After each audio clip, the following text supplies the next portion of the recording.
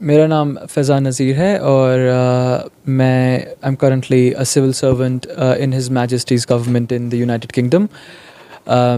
I am currently posted as I'm currently working as legal advisor for the Office of Gas and Electricity Markets, OFGEM.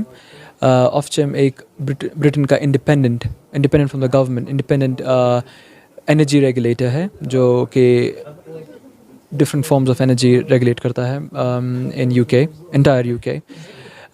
It's a G-7 position जो कि मैंने हासिल किया है through open and fair competition. जैसे यहाँ पे civil services होता है जो ओपन एंड फेयर मेरिट पे जिसको मिलता है, वैसे ही सिमिलरली इन यूके वहाँ पे sectoral wise vacancy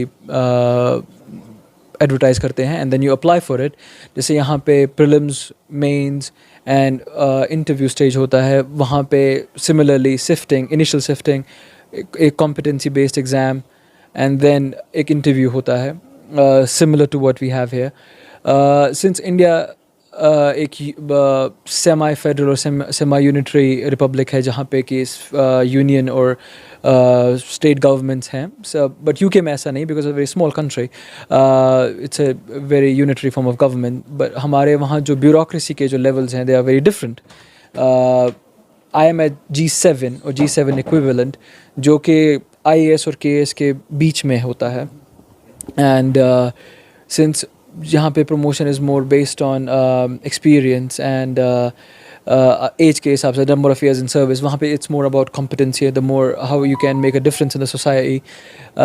So basically I am at a level where if I apply myself enough, मैं अच्छा काम करूँगा and competency दिखाऊँगा and I can show that I can make a difference, तो मैं inshallah I can reach the highest echelons of civil services there. So it's been a very wonderful journey and I couldn't have imagined it even better myself. If I would have written a fiction, I wouldn't have been able to write anything better than this.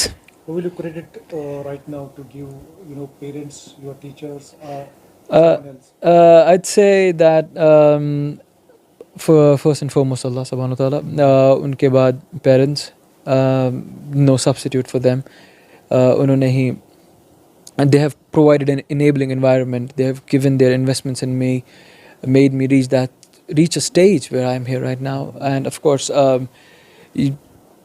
anyone can apply themselves, but you got to have the right circumstances, right situations. That factual circumstances, that enabling environment was created by my parents. तो वो चीज़ मैं कहूँगा कि is the main contributor to my success. Thank you very much.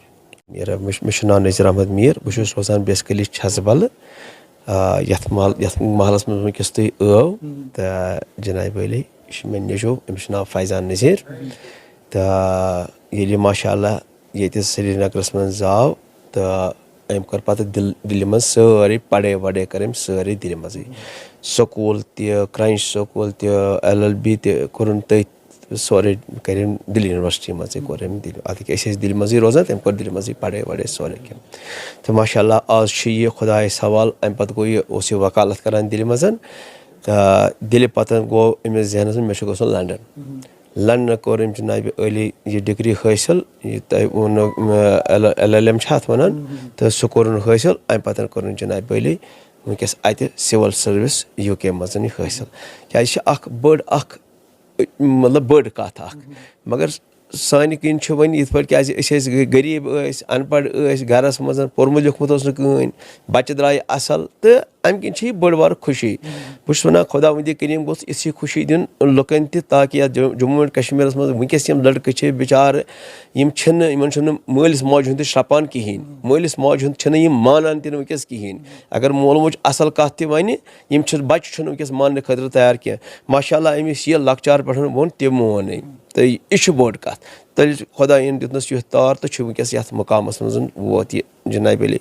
मे बासान यम बड़ बड़ मे यार दोस्त पन यमो मदद कोर वक्त वक्त मदद कोर तो तम मे वन यह हसा जम्मू कश्मीर गोडनुक बच यम हसा यह UK सिविल सर्विस मज مےٚ چھُنہٕ پتہ تران فِکرِ تۄہہِ کِتھ پٲٹھۍ وٲتِو یور تہٕ تۄہہِ کِتھ پٲٹھۍ ووٚنہو نتہٕ اوس مےٚ واریاہ میٖڈیا وَنان کہِ نہ سا ییٚلہِ أمۍ پاسٕے کوٚر لاسٹ یِیَر أمۍ چھُنہٕ دیُتمُت کٲنٛسے نہ اِنٹَروِو نہ کینٛہہ مطلب 10 دوس چھِ مےٚ تہِ زانان وٲلۍ چھِ تہٕ یہِ روٗد تَمہِ دۄہ ژوٗرِ أمۍ دیُت نہٕ کٲنٛسہِ یہِ کینٛہہ دوٚپُن نہ مےٚ کوٚر پاس مےٚ دِتۍ ایٚگزام تہِ سٲری کینٛہہ مگر مےٚ چھُ وٕنہِ پوسٹِڈ کَرنَے یہِ نہ سا چھُنہٕ جان وٕنکٮ۪س گژھان کینٛہہ بیٚیہِ چھِ آسان وٕنۍ بَچَس کیٛاہ چھُ مین کینٛہہ چیٖز کیٛاہ چھُ مین چیٖز چھُ کَریکٹَر کُنہِ اِنوالومٮ۪نٛٹ گژھِ نہٕ آسٕنۍ غلط چیٖزَس منٛز سپوز کہِ پُلیٖسَس منٛز پُلیٖسٕچ کٕلیرَنٕس چھِ اِمپاٹَنٛٹ کیٛازِ کُنہِ جایہِ گژھِ نہٕ آسُن کانٛہہ داغ لوٚگمُت اگر یِژھ پَڑٲے کٔرِتھ أمِس بَچپَنَس منٛز آسہِ ہے اللہ تعالیٰ رٔچھِنۍ کینٛہہ آسہِ ہے تہٕ یِم اَتھ پَتہٕ ویرِفِکیشن چھے یِوان تہٕ اُسکے لیے بڑا مُشکل ہو جائے اگر یہ کلیئر مطلب ایک دم کلیئر ہونا چاہیے پُلیٖس کے ریکارڈ میں ایک دم بچہ کلیئر ہونا چاہیے کریکٹر گژھِ آسُن صاف ییٚلہِ وٕچھا لۄکچارَس منٛز اگر أمِس کینٛہہ غلطی گژھِ سُہ داغ آسہِ ہے موٗجوٗد ییٚمہِ وِزِ أمۍ یہِ حٲصِل کوٚر تۄہہِ چھو نہٕ پَتہ کہِ کۭژاہ ویرِفِکیشن گٔے أمِس مگر ییٚلہِ یہِ کلیئر اوس تیٚلے گوٚو یہِ یَتھ مُقامَس پٮ۪ٹھ تیٚلے کوٚر تِمو تہِ کیٛازِ یَتھ پوسٹَس پٮ۪ٹھ یہِ وٕنکٮ۪س تَتہِ چھُ UK منٛز لنڈنَس منٛز یَتھ پوسٹَس منٛز چھِ تَتہِ چھِنہٕ تھاوان عام اِنسانَس کینٛہہ تَتہِ